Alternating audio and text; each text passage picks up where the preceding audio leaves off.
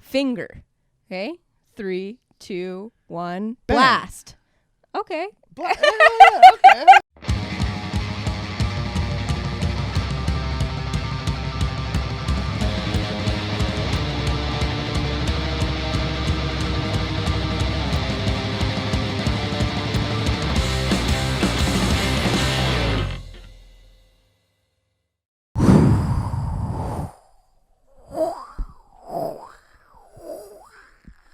Welcome back to Show Me Yours podcast. I'm Jackie Agnew. I'm Jonny DeVito. And here we are. You will notice we do not have Ty with us this time. He's not hiding anywhere to our knowledge. No, he is here in spirit, but not in the physical form. Yes, so this is the first episode. Hello, Gnocchi. Oh, she yeah. wants to be the third host now. We got a new kitty co-host. This is the first episode on this new era of the podcast. Ty, he's still going to join us sometimes. We'll have him on for Zoom. We're hoping for once a month. We'll be all together again. And Ty is also going to start his own show on our podcast channel. It's all going to be under the Show Me Yours umbrella. His is going to be a little bit more music focused. He's got some really cool ideas too. Like, very excited to see what Ty's got cooking. Yeah, and that's going to be coming in the new year. We will give you more info for that as it comes. Maybe we'll put together like a little trailer for it sometime next month. Oh yeah, be a heavy promotional push. Yeah, but now you're back with just us two. It's been a while. It's been a minute, baby. It has been a minute. Honestly, we needed a little breath of fresh air at the time that Ty came into it. Now we've grown. You know what I mean? We're out in a new area, in a new land. You know what I mean? It's cold in the streets. It is. But the heat is in the sheets, and I have to apologize for that because I'm a gaseous human being. Yes. It's a little bit stinky in this one-bedroom apartment. It's small in here in between the kitty and myself. I mean, you know, there's we're a lot definitely... of open air stinks. Yes, definitely. We're fighting for gang territory in here, and I think that, you know what I mean? She's winning the living room area, but I feel like I have the bathroom and bedroom lockdown, so, you know, it really depends on how you look at it, but either way, we apologize for what is going on with you. So she's stirring up trouble here. This is also the first time Gnocchi has really run around with all this stuff set up, so this is going to be a learning experience. Oh, absolutely. For the listener who doesn't know, that should pull your fucking head out of your ass and understand that Gnocchi is the best kitty in the entire world. Yes. But not necessarily production cat. So, no. She's not used to the glitz and the glamour. But maybe if she's feeling brave, she'll show her face on camera one of these days. Yeah, we'll see. But, we'll see. Oh, wait, can I give a quick shout out for appreciation for the moment? Oh. We've had a busy couple months, and I haven't had the time to look around and kind of discover new music. Even though we are a music podcast, sometimes, you know, especially in your 30s, who the fuck has time? Yeah. You know what I mean? To find a new band. So I want to give a huge shout out to Matt Earl. You'll remember him from Buyer's Remorse, Dead End Driving, of course, Early Onset Records, every cool shit that he's doing right now, and sending me a new record every week. Oh, and, that's awesome. Yeah, they've been fantastic. You know, I was actually going to bring that up when we got into the album today, is that since we moved, I've been listening to significantly less music, just I think because we're not driving around as much, and that really would be like the main time I would listen to music. For sure. But we're not spending as much time in the car, and so it was kind of hard for me to pick an album today because I haven't been listening to that much music at all. And even like when I do like go out for like a walk or to run errands or whatever, I'll find myself like, you know, getting outside and be like, fuck, like what should I listen to? I have nothing on the go right now. But we also have been haven't recorded that many episodes of the podcast, so I'm hoping will get us back into that mode again. But while you're here, click that.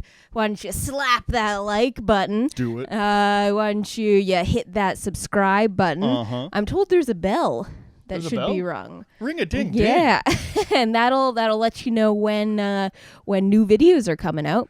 And you can be first in line. It's a long lineup to watch these videos. Yeah, definitely. Capacity crowd definitely lining up. The lines around the corner for these blockbuster episodes that are released. Once a week, and you know what I mean. With more ferocity is what we're coming with, basically. Yes, yeah. We're the training wheels are off. You know what I mean. Big boy panties are on. You know what I mean. Dick holes and everything, right? Like we're coming. We're coming hard.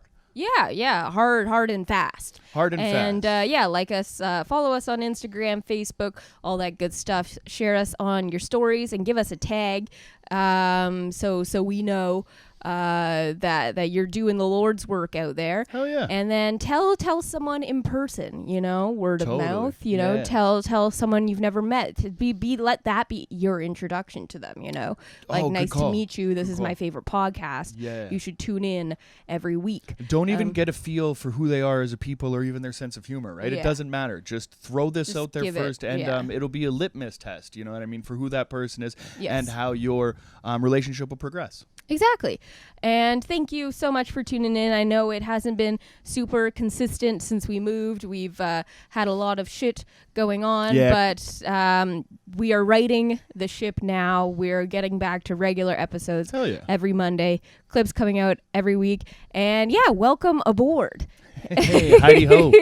And I'm excited. I'm excited to get back to our roots. Absolutely. It's very, very exciting. We got some new ideas. Not necessarily changing the format or anything, but just kind of structured. You know what I mean? Yeah. We understand that we've been rambling at you for a little bit, for a little while too long. And we're going to try to keep ourselves in check and you informed. Exactly. As we move forward. And longtime listeners will be familiar that before we brought Ty on, it was always just us two. And that kind of the reason why we decided to bring Ty on is because we would get a little, as you said, rambly between us two. And, long-winded inside baseball, too much. Yeah, exactly. Just too much. And so we are, now that we are thrown in this position once again, we are taking an active try to make this better for you. We're like bad parents who are trying to write the course. We're like, we understand the fact that you guys are still here. That means a lot to us, but we understand that, we haven't been showing up to your soccer practices, and things like that. Right. But we're going to kick, this, the weird floozies, you know what I mean? And all your side men out of the picture here. Right. We're going to go right back down to the roots. Okay. And we're going to get it. Yeah. We're going to get it going back on. Baby, what do you got for me here? All right. So we do have a great album to get into. But first, we have some fun stories that we're going to delve into. All right. Orthodontist offers free gun with Invisalign treatment. This is the problem with our country. Yeah. All right. A North Carolina orthodontist is giving some patients a free Glock 19 with their dental treatment as part of a promotion called Grins and Glocks, which is great. You know what I mean? Really. Yeah. Anytime that you can fuck with alliteration and give pistols to the public, that's a 2-in-1 right there. Dr. Jason Gladwell, the owner of Gladwell Orthodontics, says the promotion has gotten a lot more attention than he thought it would. Anytime you talk about firearms, it can be a polarizing subject, he said. Through the promotion, certain patients who sign up for Invisalign treatment have the choice between the free Glock, which retails for more than $500, and a membership at Youngsville Gun Club and Range. Gladwell says the promotion was initially only sent to patients on the gun club's email list. Instead of them paying for it, I'm paying for it, Gladwell said. What was the choice between, you have a choice between the Glock or the membership?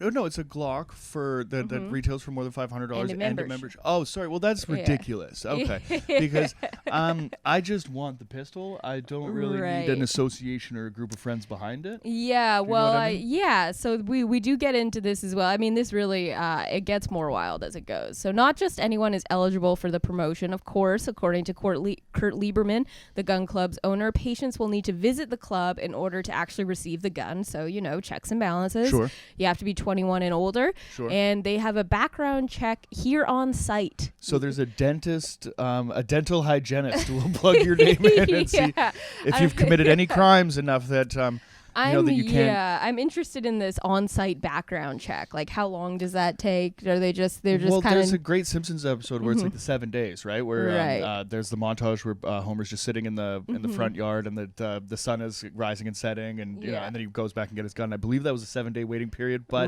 the good thing about, or the interesting thing about the Simpsons is that there's a Springfield in like every state, and they've never really locked down exactly where that Springfield is located. So I think each state would be different. Right. Yeah. Unless I'm a Simpsons idiot and they have revealed where it's just the on-site stipulation that is confusing for me, because that kind of suggests it all happens then and there. Like what I'm envisioning is someone, hi, like I'd like my Glock, and they're like, okay, tippy type, and then do do do do do do do, and then ding. You've been approved. I think there would have to be some kind of like a government website or something set up like that, because that always confuses me with like a credit check as well. Like I don't know what my credit is. Yeah. But I've been to places where just a stranger will just look at a computer screen, type in a couple things, type, and he'll look at me and say, not approved. Right. Yes. Like this has happened time and time again, and I have no idea how to check my own credit, but other people know how to check it for me. Right. Yeah. I mean, I wonder if it is as easy as checking your credit, doing a whole ass like background investigation before you hand someone a Glock because they got Invisalign. Why is that? So that's interesting too, because like, first of all, like I want to be clear, Invisalign has not signed off on this. In fact, they've released a statement which says we do not approve of this. So I don't know why this guy's trying to push Invisalign so hard. Well, like I think what you should do is like you should like maybe like diversify the choices of firearms with whatever like you're going in for, right? Like if you want like a root canal, maybe get a Remington. You know what I mean? Right. Like if you're gonna keep going with the Glocks, roots and Remy's for sure. Yeah. Cleaning, simple cleaning. You know what I mean? You might go, I don't really know that much about firearms, so I can't just think of a CL gun off the top of my head. I thought you were gonna pull something out there. No, I'm original gun clapper, but I only know him from like rap lyrics, really. And whatever my cousin's husband brings out when we go camping. Yeah. But okay, I'll read the rest of the article and get into my theories here. Lieberman adds that he will be recommending that the recipients of the free gun take a training class, but it won't be required. Attorney Ron Shook says the promotion is perfectly legal.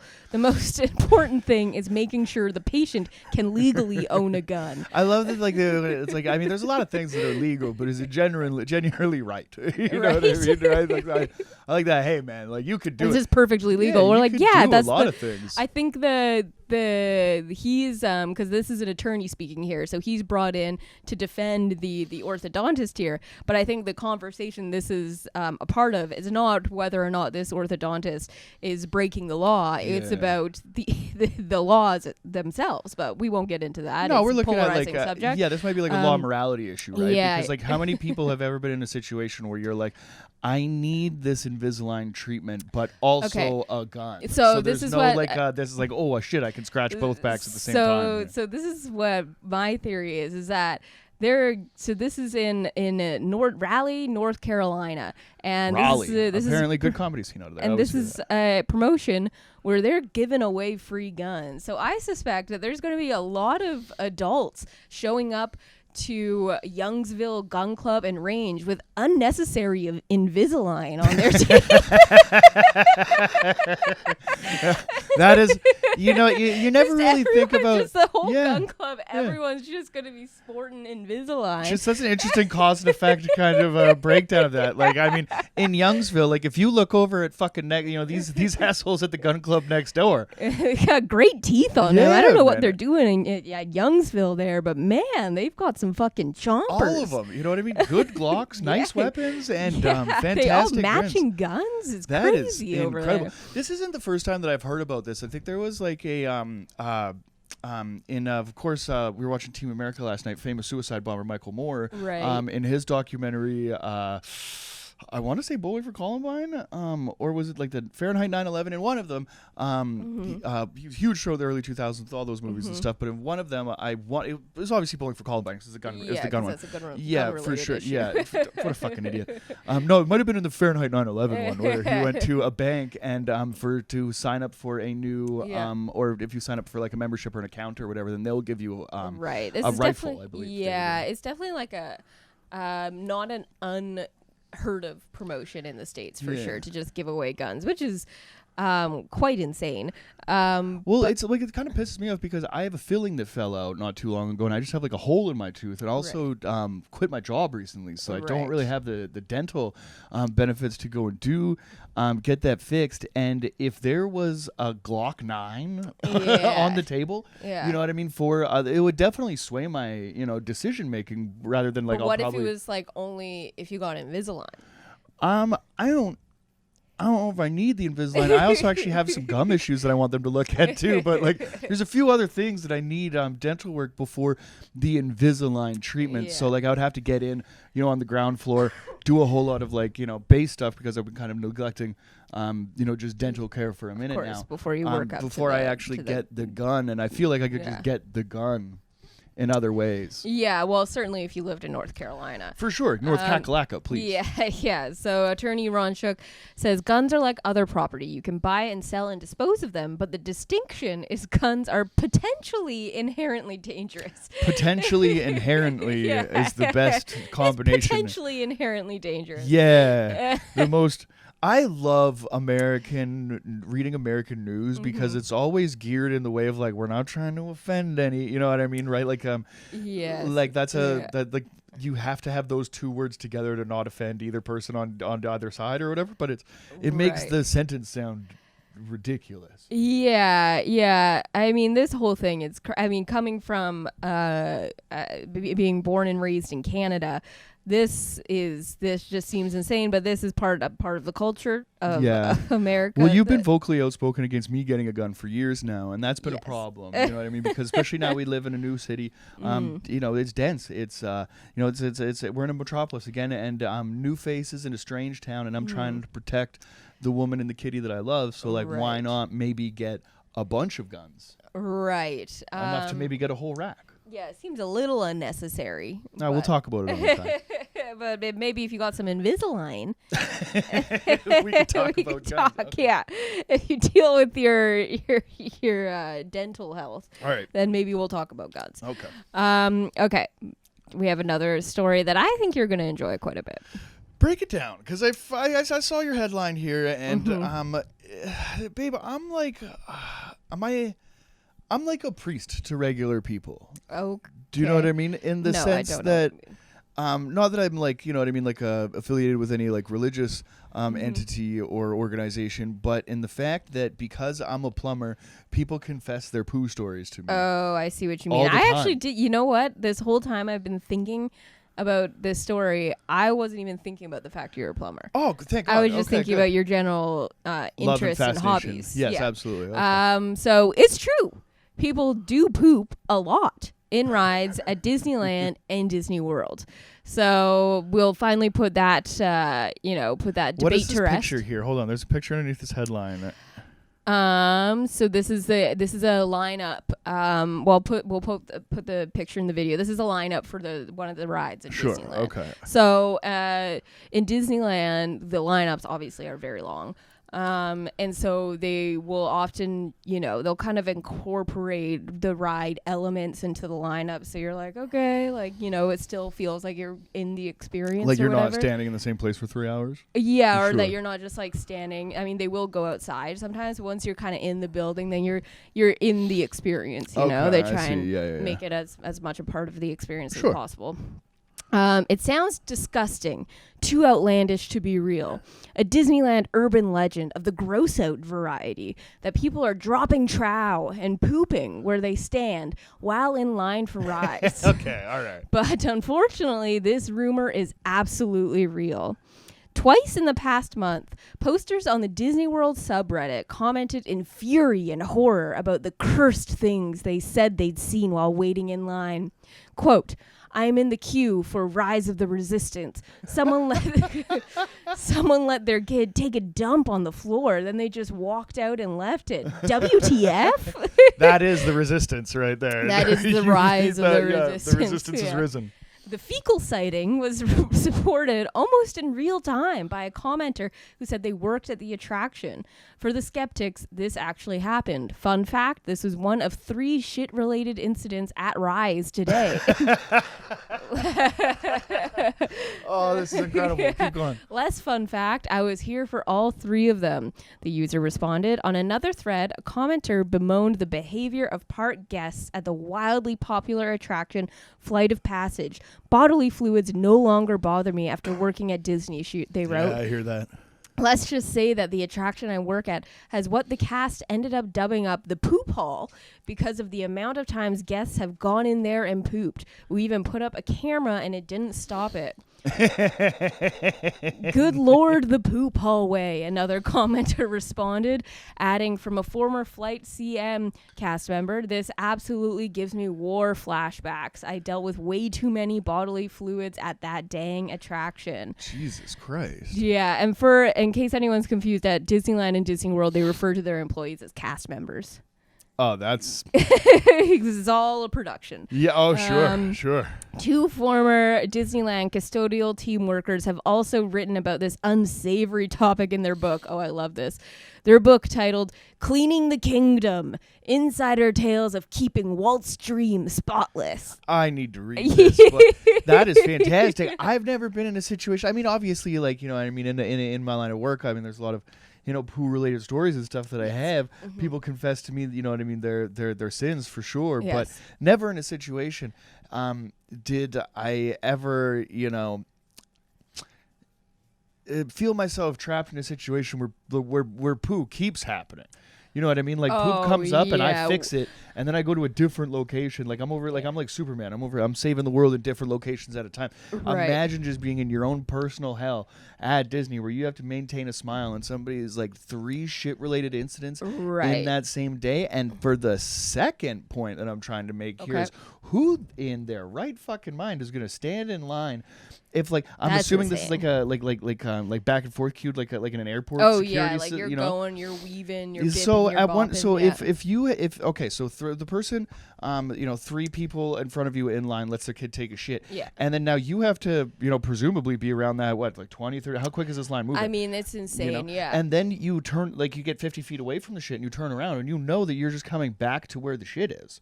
Yeah, exactly. And every time you turn that corner, you're going to be a little bit further away from the shit, but you're still going to know that it's there. That it's coming back, and that's so who's like. Who's not saying something, and who's? Well, I think people are taking saying the something. Shit and continuing to walk. Like, do you take? Well, the that's shit insane, and then go back into your line. Go back to your space in line where everyone just witnessed what you've done, and like the amount of. I mean, these people are shameless. Clearly, to be able. They're heroes. To drop trow in a situation where there are hundreds of people that you're in plain sight of. I mean, that is crazy. But and then to get back in line around all these people that know what you've just done and then get on the ride with these people, you're ruining a lot of people's experience. It's the most Debo move that I've ever seen in my entire life. You remember Friday? Debo's, no. Oh my God, Friday's Ice Cube's. I know the movie. Yeah, so there's the bad guy in the movie. His named Debo, so he's gonna go up and there's a character named Red. He took Red's chain at the beginning of the movie, or sorry, in a separate scene, and then he goes back up to him and he's still like, that's my chain, or you know what I mean? Can I get my bike back? What bike? You know what I mean? All of that stuff. It's the most bully move that you could do.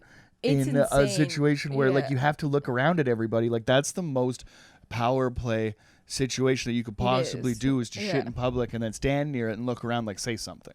Yeah, and like you were saying, because in your line of work, you're expecting these are situations where the people are in the right place. They're I'm not gonna lie to you. In 10 years, maybe a handful of experiences, right? Exactly, and it's still it's shit related incidents, but they're in the right place, and you're in a line of work where you expect this.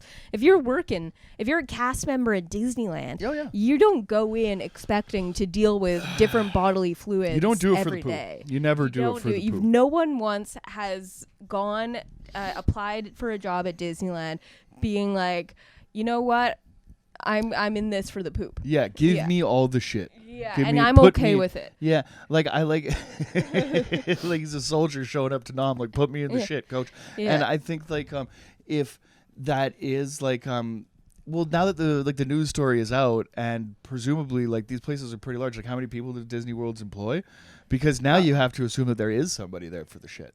I mean, there's it's the same with any huge corporation that hires thousands of people, because there's going to be outliers. There's going to be outliers. There's going to be people that want to work there for different reasons. For sure. But okay, let's keep going, because there's some good stuff here.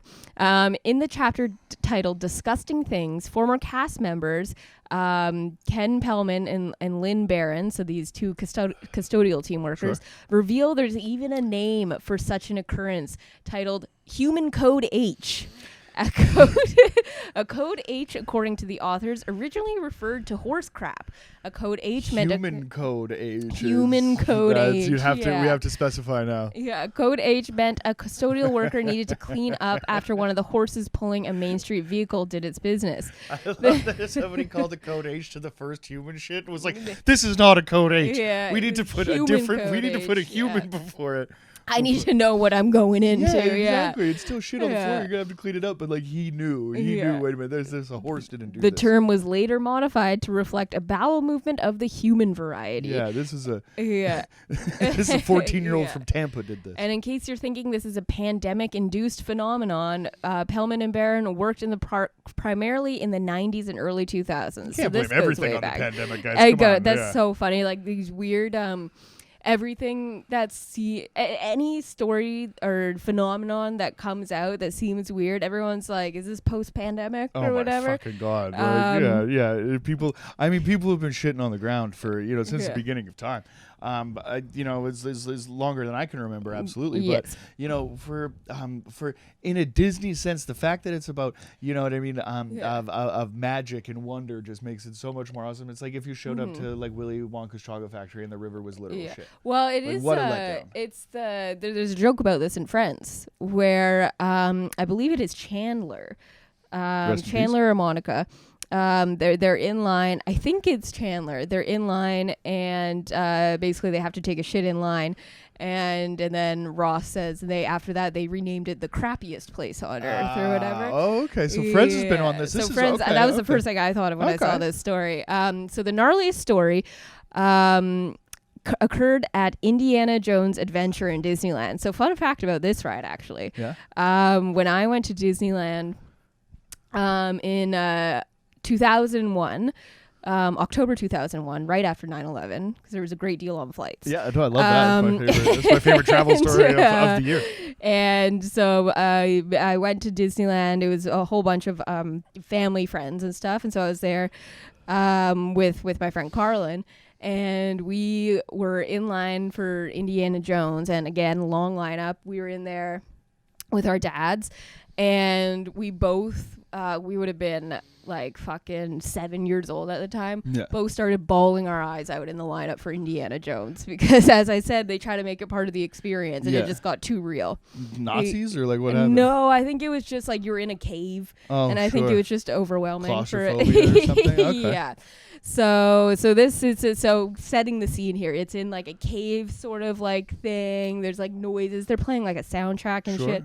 So there's a pair of individual use restrooms just backstage from the North Unload, Pellman writes. It was mainly for cast members, but guests could and did use it. A woman did not know this, and she burst into the control room for the attraction and deposited her gift right there. It must have been challenging for the ride operator to stay at their post in there before it was all cleaned up. So someone's the ride operator, so they have to stay at their post. As I said, they're operating the fucking ride. So someone just bursts into the control room and takes a shit and leaves, and there's nothing this person can do about it. No, what are you doing? This is happening. Oh my god. Yeah. It makes like, it was like when you said that, I thought people were shitting their pants, and this is a phenomenon of people shitting their pants. At least if you're dropping trowel, then there is more you're leaving with a little bit of your dignity because you're not shitting your pants. I would say you're leaving with less dignity because you're just this is just happening out in the open. People know what's up. If you're shitting your pants, at least you have the self-respect to not bring other people into what's going on in your body right now. Okay, well let me be the devil's advocate here. In a situation, let's say for like the Vancouver Skyway. SkyTrain. Okay. Vancouver SkyTrain is notorious for not having any bathrooms available along the line. And I'm notorious for drinking at shows. Yes. So there's been many an instance where, you know, I mean, I got to step off the train, yes. You know, and go find somewhere. But it's more been a pee situation. Yeah, I've never done a train duke. Yeah. That's significantly different. But nothing really comes to mind. Yeah, I mean? but it's still in that situation. Say you're on the train and you have to take a shit and it's an emergency situation. Yeah. I would prefer you shit your pants rather than just drop an open. Think of you're not open shitting. air. I'm not shitting in the train. But this is what I'm like likening it to, right? Sure. Like dropping an open air shit, just letting that waft out. And a train is kind of a similar, because it's an enclosed area, right? Similar to how these lines are inside. Like that fucking fills up a room real quick. Well, that's the thing too, and like I mean, with especially with like my diet, I'm assuming the Disneyland patrons' diet as well, right? Like we're not a lot talking of funnel about, cakes there. Yeah, right. We're not talking about like clean pinches and like and that's good not laws. a torpedo. That's we're talking about piles. Yeah, no, that's right, and like that's basically what we're dealing with. Like that's a messy cleanup. That's not like you can't bring like put your hand in a bag and kind of scoop it like dog shit situation. You can't pack a snowball of this stuff. Like exactly. this shit is. This is like you need a fucking like you need a shovel and a mop. Yeah, you need a shovel and a mop, and you know, I think that that's basically like I'm the next form of human evolution if you think about it. Explain. Well, basically, like my body is adapted to such filth. You know what I mean? That like if the world did end or whatever, like I'd be like in a cockroach kind of situation, right? Whereas your body runs at 100% efficiency, never poops or farts, right? Like where me, never. like I'm more of like I have an incinerator in my stomach where like, you know what I mean? And then whatever, you know, it expels, it has to expel, obviously. Yeah. So this brings me to my question is where, because I don't think I'm exposing anything crazy here to say that you found yourself in a couple emergency type shitting situations. Yes, I have. Where is like the worst place that this has come to fruition? Well, definitely the elevator. The elevator was the worst, but I was also like concussed and blackout. Yeah, if you're in like I mean like a sober situation. In a sober situation. Well, those ones always suck. Because usually they're, you know what I mean, an accident happens, but like when you're stone cold sober and it happens, it's followed by immediate shame. Of course. So I think I gambled on a fart when I was in our, I guess it would have been like the third studio in the tower, or the second studio. Oh yes. I gambled on a fart while you were in the room, and a little bit hit the floor. So like that one comes to mind a lot because you were there. You know what I mean? When there's a witness to it's screenwriting 101, right? Like you can't just have violence for the sake of violence. You need to have somebody witness the violence. So when you can witness the horror, then it can put you as the viewer into that seat. So when I saw you witness the horror, then I kind of really was like, fuck, man, I got to get my shit together at that point. Literally. And literally nice. So that would definitely be a bad one. But I think like a close second could be any number of times where you're just racing to get there. It's like a bad dream. You know what I mean? In a bad dream, like where you're trying to fight back and like you know, like your arms just like you know, like can't move, you know what I mean? Or you're trying to run. That's been a lot of dreams that I've had that are like that are frightening are if I'm trying to drink something and my mouth is so dry and I can't drink, so I'll be like, there's a famous scene in this movie Constantine where there's this preacher who's been like bewitched by some demon or whatever, is going into this corner store and he's just like trying to drink something and all the water is basically staying in the bottle. He's even smashing bottles to try to like get any of this liquid out. None of it's going, and he ended up suffocating and dying. Incredible scene, but I also have similar dreams to that where they're just like incredibly scary because like my mouth is just underneath like taps that are on. I've gone to hoses and things like that or whatever, and just like you're drinking in the dream, but you can't feel the sensation of like thirst being quenched. Right. So those dreams are always incredibly scary to me. Or like if you're trying to run away from something and you can't. There was this werewolf dream I had when I was a kid that I just couldn't get away from these things, and they were like weren't gaining on me, but like I couldn't run fast enough. It was fucking insane. I always get I am in like extreme peril, but like help is available kind of, but like I need to call for it, and I try to like scream and nothing but different. comes out. Yeah. That's like those are terrifying. So like I liken those dreams and that kind of helplessness, that feeling, with just knowing that you're going to shit your pants, but you're close to home, right? So like we were on a walk going to your brother's place for dinner. and we were going to stop at the grocery store before. Oh, yes. This was just a couple weeks ago. Yes, this was recent. Now, I had that moment where I was like, I'm going to shit my pants in this grocery store right now, but I'm not going to let it happen. Yes. Right? This has happened too many times, and I'm a soldier. I'm going to fight for this. You know what I mean? So I went to the bathroom that was in the grocery store, and whoever was in there was like taking so much time that they weren't coming out that it came to the point where I'm like, I'm 2 blocks away from my house. Yeah. I need this to happen now. So like I would rather leave and walk 2 blocks knowing that I'm going to a destination where I'm not going to be standing in line, rather than stand here and not know and potentially explode in the bread aisle. Yeah. You know, waiting to get into this. Look. Yeah, exactly, right? Yeah. So it's not necessarily a good look. So I decided to make that walk. Now when you make the walk is fine until you get closer and closer to the destination, right? Because every little thing at that point now becomes an issue. We have a step outside of our building that's a little bit higher than a regular step, and I thought right there it was going to slip. And then 4 more steps getting up to the elevator, and then the stop, because now you've been in constant motion from the grocery store to the building. And then you have to stop in the elevator. Your body catches up, and it's like, yeah, so everything literally by the time that you get to the so like a lot of those moments, you know, definitely upsetting, but shitting myself at the show, that was a bad one. You know, definitely. But it's always like it's always when I'm not listening to my body, and I'm not taking care of myself, and then I just have too much confidence in myself because I'll just like crack a fart off. Right. There was one time in Browns, ironically. I remember that happened not long after it happened in the apartment. It was like within a couple weeks. Have I shit myself so many times that you're reminding me of stories I don't even remember? Fuck. All right, break it down for me. Well, I don't really. I remember we were in Browns again when you were living in that apartment. And it was right close by, and we were just having drinks there or whatever. And you like got that face and then ran to the bathroom. Oh, sure. Oh, okay. Well. And then explained that. Yeah. I think you said you had to. Whatever the outcome was. My personal favorite, and I tell this story on stage now because it happened very recently, is when we those of you who maybe are new listeners or viewers, we recently moved across the country. That we did. And we did the drive from Vancouver to Montreal. And it was like one day we were driving through northern Ontario, which neither of us had ever driven through before. And it's gorgeous. Absolutely beautiful. Oh, in the fall, I recommend it. The time of year that we went, early October, like all the leaves are changing colors. And yellows. And you're driving by, we were driving by Lake Superior. So it's gorgeous. It literally looks like an ocean. It's so like just literally breathtaking. And so I wanted to like pull over the car because we were going to switch drivers, but I also wanted to pull over by the lake because it was really nice. And so like pull over the car, and then you immediately get out, and I was like, oh, he probably has to go pee or whatever. And so I like walk over to like the lake and like taking photos and like looking at all like everything that surrounds us, like really like enjoying this beautiful natural landscape. And then I walk back and I'm like, man, like he's still like kind of like in the woods there. Like he must really have to pee. Second to soak in the surroundings. Yeah. I was like, this must be like a long pee or whatever.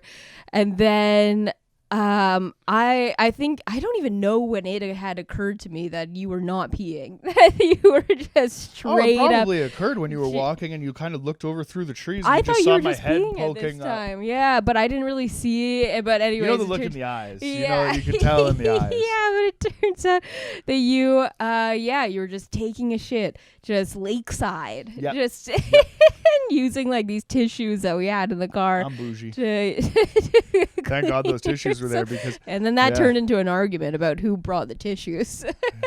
You said something incorrect. I had to defend myself. Okay, but I was telling the truth. Of course, you're telling the truth. Just didn't really, just your girl brain was all scrambled at the time. Anyway. Okay. I was the one shitting in the woods. I was the one shitting in the woods, and I was very glad that I brought that, that I had packed those tissues. So for the listener, there was 2 packs of tissues in the car. And we're happy that both of them, that we each brought, enough tissue. And, all right. Who put what tissue where doesn't matter. I was happy. They all ended up in the same place. They really did. In my ass. Yeah. All right. I think we're done with the poop. Yeah. Okay. Foot fetish? Sure, we can do foot fetish. Oh shit, it's on my it is on the camera. Can you well, basically, we could just talk about it. In this short segment of foot fetish, I just basically want to bring up the fact that news is circulating. Good things are happening. You know what I mean? The foot is in full effect. And what I mean by that is that the New York Times has jumped on Bigfoot and reporting a sighting from October 21st, 28th. I can't remember. It's not in front of me right now. But in the year 2023, just a mere few months ago. Weeks ago, I guess. Yeah. So basically, by the time, because this comes out tomorrow. Sorry. This is talking to be a few months from now. Anyway. Regardless, basically what had happened is there is a sighting in Colorado that the New York Times deemed worthy enough to not necessarily shit on, you know, Bigfoot in the sense that they normally do. It's not necessarily a joke article, which was very exciting, and it gave, I'm not going to say credibility to the people that were, recounting their witness statement, but basically just kind of talking about the likelihood of existence, the reasons why some people might believe, things like that. And it wasn't written in a manner that normally Bigfoot articles are written in. Right. And I think that we're not necessarily talking about, because the sighting itself is, just another run-of-the-mill Bigfoot sighting. Fantastic to see. Definitely everybody should come forward in a situation like this. But what had happened is multiple people from a train sighted a Bigfoot and got some footage of it, and they went through all the potential things. I'll show you the video after we record here. We'll leave a link to the video below the below this one in the comment section. But basically, the important thing is that they were looking at all potentially debunking it and things like that. Is this a hunter in a ghillie suit? You know what I mean, on a mountainside and things like that. Why is that hunter not have a gun? And why is that hunter 8 fucking feet tall? Things like that. You know, and why would a whole train full of people arrive at the same conclusion? Exactly, right. So and there's just like eyewitness testimonies from a 33-year-old man turned believer. You know what I mean? Some some exciting stuff, right? Yeah. So now that we are in a new land, I've been looking up some Quebec Bigfoot sightings and things like that. Yeah. And I don't normally believe the French for everything, but most there's things. a lot of interesting accounts out there. So look forward to future foot fetishes. Yeah, there was, what was that organization we covered that's based out of Ontario? That's they were over here. Yeah. Is that Moneymaker? No, that's not Moneymaker.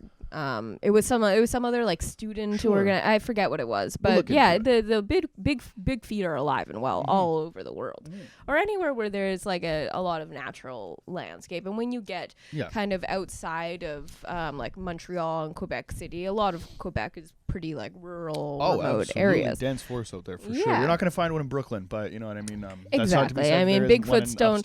But I mean, so I wonder if we think about like global warming. And there's this phenomenon now, like especially in like Alaska and like the Arctic, you'll see photos of polar bears that are walking through town because their natural habitat is retreating and their sources for food are growing more and more scarce. And so they're going into the city following scents of foods in the city. I wonder if we're going to see the same thing with Bigfoot with, more and more deforestation, their natural landscape, their natural ecosystem, the circle of life in which they are at the head of the food chain.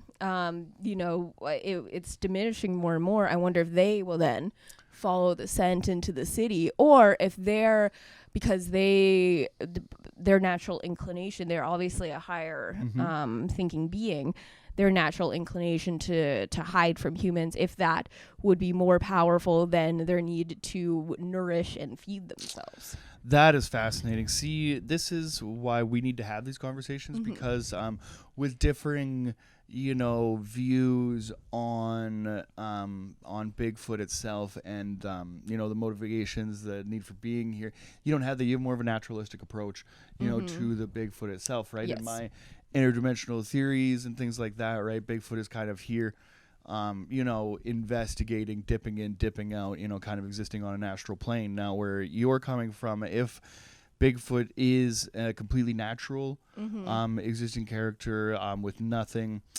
paranormal attaching to it, then I would say that it would be inevitable at some point for once especially as deforestation continues. Yeah. As the food chain starts to dwindle, and your natural habitat starts to vanish as far as natural occurrences and ohumans encroaching on the space, then I think that it would absolutely be likely for Bigfoot to come closer. Which then I think inevitably will become like a King Kong situation. Absolutely, I think that's going to be tragic. For I would think more Planet of the Apes. I would I would hope that that they would band together and rise up. I hope so. Yeah. But big feet are kind of solitary creatures, and peaceful in our experience, peaceful in nature. They don't. They're not hunting humans. You can only push something so far before it snaps back, though. And I think of course, that's something that we need to really watch as a species. Yeah, it's going to be. It's going to come back and bite us. It's going to be a bloodbath. It absolutely is. Okay, there's a couple different directions we could go here. I have another story. That's brief. Or what time are we at? We got about 15 here. Okay. Let's do. Okay, we're going to try something new here. Okay. If it's not fun, we'll cut it from the episode. So if you're hearing this right now, then perhaps it was entertaining in some way.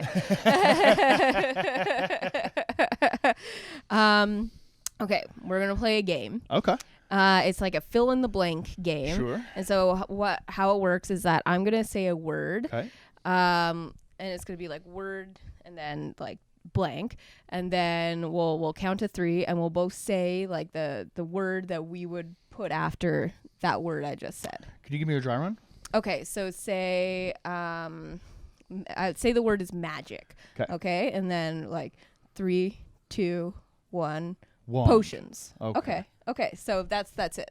All right. Okay. So that's the game. Okay. That's cool. the game. So and we'll just see if like if magic happens. If magic happens, sure. Yeah, okay. All right. So first word is tennis. All right. 3, 2, 1. Balls. Elbow. Pause. Are you trying to get me into something here? No. Are you gonna show this to the homies and be like, you knew? Okay. Second word. Okay. Finger. Okay. 3, 2, 1. Bang. Blast. Okay. Okay. Nice. This is the grossest newlywed game ever. This is bad. Okay. Parking. Okay. 3, 2, 1. Spot. Pain in the ass. Yeah. Okay. Yeah. Especially in Montreal. Yeah. Okay. Pizza. 3, 2, 1. Turtles. What? Are we not here to fight the truth, or are we not here to find? Okay. Hair. 3, 2, 1. Net. I didn't know. I was thinking Sinead O'Connor, but I couldn't think of her name. I was saying Sinead. Sorry, I forgot her name for a second. Rest in peace. Okay. Wait, did she die? She just died, right? Sinead O'Connor yes, alive? Okay. Yes. If she was alive, that would have been very embarrassing. Okay. Home. 3, 2, 1. Invasion. Key. What?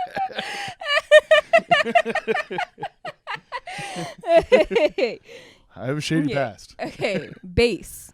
3, 2, 1. Ecstasy. Ball. Oh. This is a good. Give me another one. This is a good game. Hot. 3, 2, 1. Pockets. Aww. Hot pockets are delicious too. Okay. Cold. 3, 2, 1. Water. Aww. Yeah. Them shits is freezing. Okay. Hyper. 3, 2, 1. Tension. Hey. We got it. Nice. Okay, we can leave it there. Okay. Okay. That's fun. So we have I think we have some time to do this last one. So this is like a quick article, and then I also have a quick fun game we can do after this that it reminded me of. Yeah, let it roll. We don't have any jobs. We have nowhere to go. First ever Florida Man Games will feature beer belly wrestling and evading arrest obstacle course. Hold the fuck on. Why wasn't this the first we might get into this next week as well, because I had no idea that this is a thing. Yeah, so it ain't the Olympics, but a group of Floridians plan to host competitions themed according to the collective antics of beer-loving, gator-possessing, rap sheet-heavy, mullet-wearing social media phenomenon known as Florida Man. I've never felt a truer calling than I feel right now. Organizers of the Florida Man Games describe the competition as the most insane athletic showdown on Earth. The games will poke fun at Florida's reputation for producing strange news stories involving guns, drugs, booze, and reptiles, or some combination of the four. See, that's where I would fuck up, is the reptiles. Like, I've experienced in all the other three. Yeah, reptiles is crazy.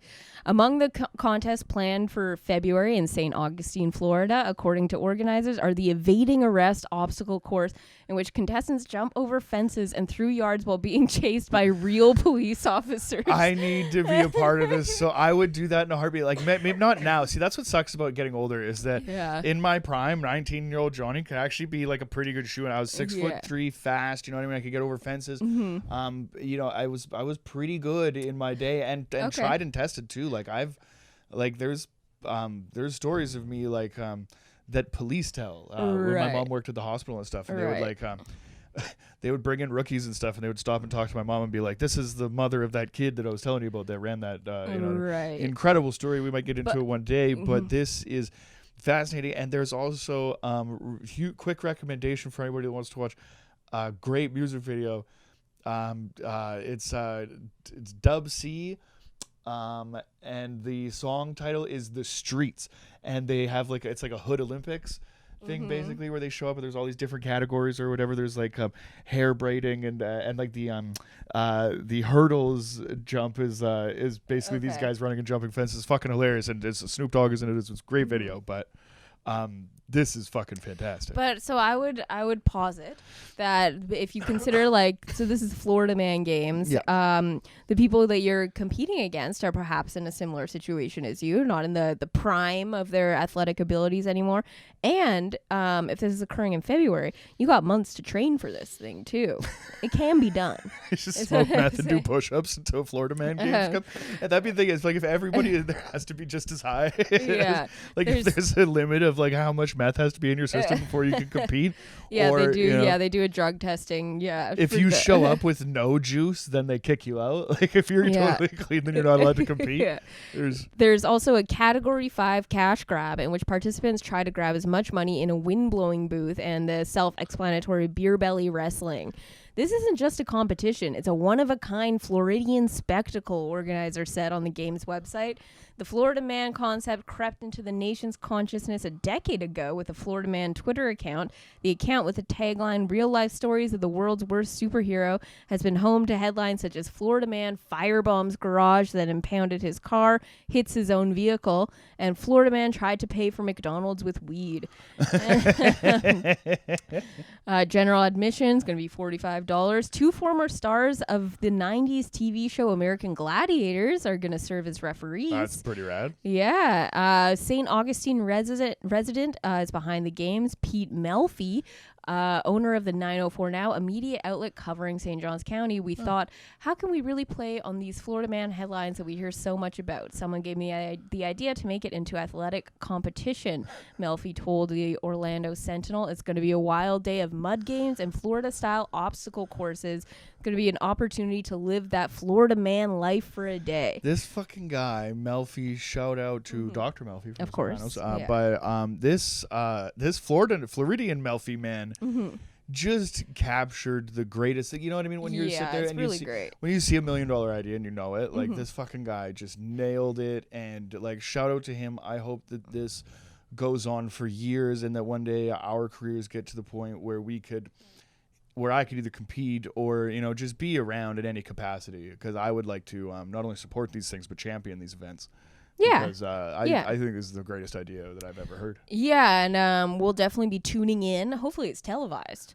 If it's not, I fucking hope so. At least on YouTube. Yeah, there's got to be footage. Yeah, best of luck to the contestants. Absolutely. And so this reminded me of a thing that I saw. I think it was some sort of meme that I saw that's like a fun thing to do. If you Google Florida Man and then your birthday and see what headline pops up. Okay? Okay, do Florida Man May 21st, 1990. We'll just do the day, not the year. Oh, I want to know like what happened on the year that I was born. Okay. It might not be online. Florida man flashes buttocks at IHOP after That's the rules. Florida man flashes buttocks at IHOP after impersonating a police officer to get free food. That is me. Yeah. That man was gunned down, and then I was reincarnated the day after. And then Florida man hit dad in face with pizza after learning he helped deliver him. What?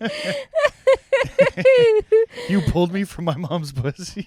I'm gonna A smack you Florida with a ham man and cheese. who found out his father helped deliver him when he was born inexplicably smashed hot pizza in the older man's face. Thanks for nothing, Dad. Yeah, that's crazy. That's pretty wild. Okay, What do we'll you do got? Florida man, February 18th. Showing his buttocks at IHOP for impersonating a police That's officer pretty for a good. free meal is the Yeah. greatest thing ever. Florida man trying to kill demons tormenting him went on sledgehammer spree. Oh, that's Jesus better. Christ. Sledgehammer spree is so much better. Oh, that rules. And then Florida man. Oh, come on. Florida man arrested after disrespectfully consuming key lime pie. We've all been there, brother. I had a nickel for every time. Florida man. Okay, this one looks good. Florida man who allegedly threatened family with Coldplay lyrics ends standoff after SWAT promises him pizza. That's the best one. That's pretty good. How do you threaten family with Coldplay lyrics? I mean, I don't know. Well, like need you to could go delve into this racial and tell them story. that they're all yellow, but that's not cool. I don't really know any other Coldplay lyrics, so I wouldn't really know how to aim them at somebody in a negative way. And Florida man accused of threatening his family by texting them Coldplay lyrics and warning them of retribution from his Nazi prison associates was persuaded by police to end a standoff in return for a fresh slice of pizza. Evan Charles McLemore, under the belief that SWAT team negotiators were ready to hand him one of America's favorite foods, was taken into custody on Tuesday following a 4-hour confrontation at a Pensacola home. Never underestimate the power of pizza with flavored crust, the Pensacola Police Department wrote on Facebook. With flavored crust. Yeah, while adding officers cannot comment on the rumors about pineapple being on said pizza, blah, blah, blah. Ugh. I hate that debate. Pineapple is delicious on pizza. And pineapple's It great. was not immediately clear if responding officers gave him a slice, but they did deliver him charges of resisting an officer. And I need to know the cops lyrics. suck, man. That Yeah. sucks so bad. At least give the guy the slice. At least tell us the lyrics. Okay, here we go. McLemore's family eventually cut off communications with him, but not before he sent them one text with the Coldplay lyrics. Lights will guide you home and ignite your bones, and I will try to fix you. I would have maybe went with Slayer. Yeah, what? Could do That's Cannibal kinda beautiful. Corpse or From Fix You? Really? There's a You lot. went with Fix You? Yeah. I mean, everybody, art speaks to people in different ways, I guess. Yeah. But This was in 2019. That's not even in the heyday of Coldplay. hey, but that just kind of goes to show the longevity of the band, I guess. I mean, really big with... hey, we were downtown Vancouver. Coldplay was in Vancouver over the summer for... I think I talked about it on the show. Fuck them. They for got 2 me. nights, Oh, and yeah. they fucking... This is the busiest I've ever seen downtown Vancouver. Yeah, they really fucked me. Like, we Shout were out there- to Dane Becker and Jesse Death for getting me out of that, actually. We were because there- that was actually turned out to be a really good night. Yeah, we were there. Like, we've been downtown for fucking Ed Sheeran broke the attendance record at BC Place. We were fucking downtown for Beyonce. Like, downtown for all these huge concerts. Nothing caused like more Coldplay. of a headache. There was nowhere to park. There Yeah. was fucking... It was absolute... It was madness. It was absolute madness. It really, It took like fucking normally from our place to downtown is would maybe 10-15 minute drive. Like but that night it took us like fucking half an hour, 40 minutes to get downtown. Yeah, and remember when, because you left earlier than I did, because when I was trying to I get just home, dropped you off. Oh, you I just dropped me. That's you right. off, Yeah, because when I was leaving, it took me an hour standing on the same corner before the homies came and rescued me. Like that was insane. But I still even had to walk to a train and get like 2 stops out on the train to a point where you could even get me. His car's not going into downtown at that point. Anyways, so we will, about an hour in, we will touch on the album. I like this way of doing it because like we got, let's get serious, right? When we started this like podcast or whatever, we'll talk about music or whatever, and that's great if you have an hour of music to talk about or whatever, but I like shooting the shit. It's more fun to do it this way. And like if the music section of this show gets to be more of like a recommendation thing at the end of it or whatever, if you have an hour to say about an album, do it. But I'm excited that you wanted to revisit a very special album to me. Yes. Yeah. I so as I said, like haven't been listening to as much music lately since we moved, and so I was kind of racking my head for an album, and I decided to go with one that has recently made a resurgence. This band has made a huge resurgence this year. Has been a huge year for them, and in our homestead too. This band has made a huge resurgence, and this album for sure as well. It is, of course, "Take Off Your Pants and Jacket" by Blink-182. Their fourth studio album released in 2001 and an absolute classic. It's front to back. It's fucking you can't go wrong. It's been with me for so long, babe. This album comes out a few months before 9/11. Yeah. So this is July, I believe it was. Yeah. So July like 2001. in the summer, I remember this coming out, and when you went back to school, like like you had friends that were like kind of near enough that you would like hang out with during the summer, but some friends that you only got to see like at school or whatever. So we would all like we were all wondering like who had which version, because it came out in 3 different versions with the airplane, the pants, and the jacket, right? And I think I have the airplane now, but I had the pants originally, and there's a different secret song at the end of all 3 of those. With "Wanna Fuck a Dog in the Ass" being one of them. We'll get to the if the rest of them come up while we're talking about this or whatever, then I'll remember. But it's there was one basically that went, "I wanna fuck a dog in the ass. I wanna fuck a dog in the ass. Yeah. I wanna fuck a dog in the ass." And then they all come in and sing it together. It's fantastic. Yeah. But it's like I think like more like a little bit more like serious kind of tones and stuff were touched on this thing. Huge big fan of Blink, but like up until like Adam's song on Animal This Day, they never really had like something that was like I think a little bit heavier. Would you have like Stay Together for the Kids and things like that? I was gonna say that one definitely, but still like all like with their like consistent sound too, and like what I love about, because you know what, it's been funny since they like announced that they were coming back doing this huge world tour. Tickets went on sale and the price was absolutely insane, and so it kind of became like this joke, like like Blink-182 is coming back, like these old guys. And then they did Coachella, and everyone. We should definitely do a quick shout out to Balcony 138. Oh, sorry, were you going there? Yeah, I was going to, but so they did Coachella.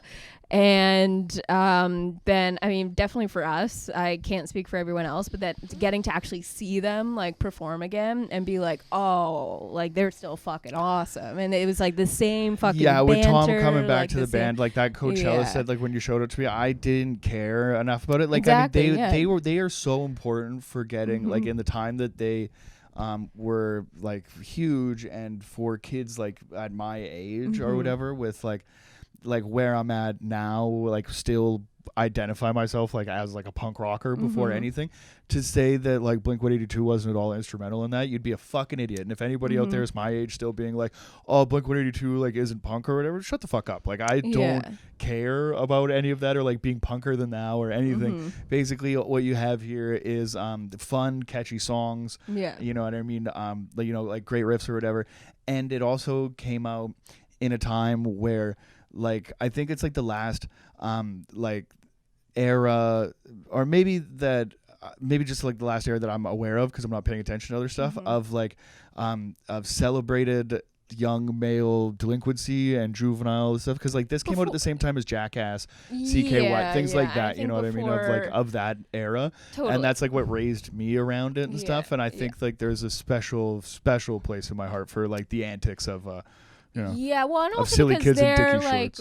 like the whole like the tone of like Blink-182 is so like harmless and like unserious, you know, and I think that's why like they're so like lovable, and like when you watch them perform, it's like you can't help but enjoy it, you know, like that'll be like to me it's insane to like watch like a performance of theirs and not be like, this is fucking awesome, especially with like Tom back in the band and them doing like Man Overboard in the set. Come on, exactly. And it's like rules. Like I think the because like nostalgia has become like such a marketable thing now, I think the inclination when they announced the tour and seeing the ticket prices was to be like, this is such a money grab. Like but kind of seeing how they've done it, seeing like the performance that we're able to see online, and seeing, you know, the content that they're doing, the interviews and stuff, and seeing that they're actually just like, you know, wanted to do this again kind of thing. And I think that authenticity kind of makes it great. And like I really enjoy like their new album that came out. It's obviously not everyone loves it. There's always going to be people that say it sucks or whatever. I really enjoy it. I really enjoyed it too. And I mean, I'm probably like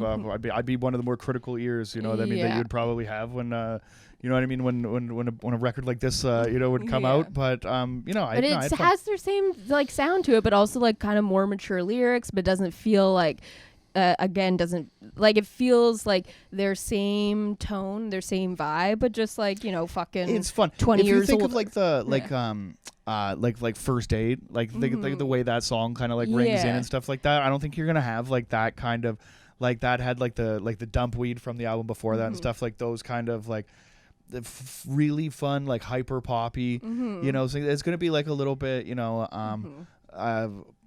mature, I think is a better is a good way to say it. But that being said, like they're still Blink-182, they still write catchy as fuck songs, you know. Yeah, what I mean? And they are like kind of like the face of like that whole era. Like when we were kids, like pop punk was like the thing. Like all of the hugest bands, especially for kids, like there was something about that was just like and like that attitude of like having fun or whatever, just like was so like really like connected with like our generation. And I love like the resurgence of it that we're getting, like the When We Were Young festival and stuff. Like it's so much fun, and I love that like Blink is kind of like at the forefront of that, and it's almost like obviously the nostalgia factor, it was still like happening, but I feel like since they've come back, it's like created this whole like second wave almost of these bands kind of like, you know, coming back together and playing again, at least for just like a performance. And not only like I think like with of like the new generation and stuff like that, it's bands like this that still it's hard to say, but like I'm not gonna say like cement the relevance of bands that came before it, but like provide, you know, like opportunities and things like that. Like when Tom comes back in the band and there's Gorilla Biscuits stickers on his guitar, there's gonna be, you know what I mean, a 12-year-old kid that's like, what the fuck is Gorilla Biscuits? And they're gonna have their fucking mind blown. You know what I mean, when they listen to those albums and stuff. And like I think like you know, like if you just when you're a kid and you're looking for something that's yours, this is like a really cool way to do it. And I feel really lucky that I got to be like a kid at this time where like the world was kind of going to shit, but there was like the you know, skateboarding and fun, and you know what I mean, that was like really kind of like all we cared about and stuff. And I think that like this is, you know, for better or worse, the, you know, the soundtrack to that, you know. Yeah, and I think for me, like what like I connect with so much in the band that I've said before on here, the same reason why I love like the Chili Peppers and like Foo Fighters is like seeing that they're like legitimately like best friends, and that I feel like comes out in the music and in their performances, and you can just to me like that makes a big impact on my connection with the band. But yeah, quick shout out the Blink the Blink cover night that we went to was so much fun. Schaefer Carson, Matero, and Dane fucking Backs on the drums. My God, so good. I thought he was just gonna be like dumb about it, but like it really shows you how talented your friends are. Like, it was insane. So Blink came through Vancouver, and of course most people like us who love Blink-182 could not afford those tickets. And so, I'd say the who's who of the Vancouver punk rock community got a better, got a real better show. They put on at Green Auto, they put on a show, a cover show on the same night at Green Auto, and it was so much fucking fun. And they really did. And another shout out to Matt Earl, a guy that I think if you would have asked me if that was the guy that was going to do Tom, I'd be like, no fucking way. And he did it. You know what I mean? He did a fucking fantastic job. It was so good. Yeah, and all guys who have been on the podcast. Shaver hasn't actually sat down with us, but he was on our 100th episode with Die Job. Did a live set there. And so, shout out all those guys and everyone who we saw that night, too. We had such a fun time. Oh, my God, that was so much fun. Yeah. Hell yeah. So that does it for this first episode of the new wave of Show Me Yours podcast. Very exciting, very leave a comment if anything we did that you liked, you want to see more of. Anything you didn't like, anything you didn't like, and you want to see less of, anything at all. Just connect with us. We're looking to grow and change this podcast, and we would love to hear from our viewers. As as limited as you may be, we love you guys, and we care about what you want to see. So please. Drop us a line. Totally. If you see us in public, give me a hug. Say hello to Jackie from a safe distance. Sure. And until next time, see you later.